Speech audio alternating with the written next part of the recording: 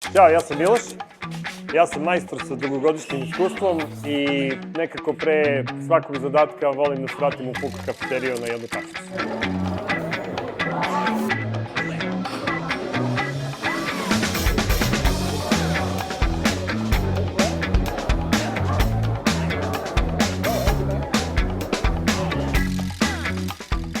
Za Most sam saznao preko Facebooka ili neke druge socijalne mreže, više se ne sjećam.